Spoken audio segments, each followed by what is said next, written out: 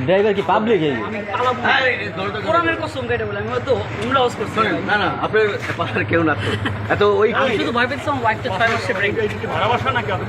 না না না না না না এটা আমাদেরই বাসা আমার চাচা আমার আপন দাদার বাসা হ্যাঁ না দাদা ওইটাই দাদা বাসা আসছে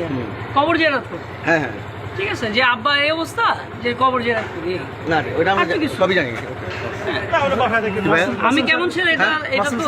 মাসুম স্যার আছে মাসুম স্যার সবাই ওই যে মাসুম স্যার আসি আসি আপনার ওয়ালেট ওখানে সাথে যায় লোকটা পরে মরে গেলে আমি তো সেটাই ওয়ালেটটা আমার ওয়াইফকে দিলে ভালো এটা বেগ এটা বেগ একটা সানসেটে গিয়ে এটা আমার ওয়াইফকে দিত স্যার এটাও ধরেন স্যার না আপনার ভাই আমার বেগ হ্যাঁ এটা ওয়ালেট আর আমার বেগটা প্লিজ দিয়ে দেবো দিয়ে দেবো আপনার ভাই দিয়ে দেবো এটা নাও তোরা আগে দেখো ভাইয়া এদিকে আসো কে আছে নিয়ে যাক এই কার এটা নাও এদিকে আসো বুঝাই দিতে যথেষ্ট ভিডিও সব বুঝাই দেন এই স্যার এটা উল্টায় দেন আমাকে আপনারা ওটা আমি সুন্দর করে বলতেছি হ্যাঁ। আমি বিদায় নিয়ে যাই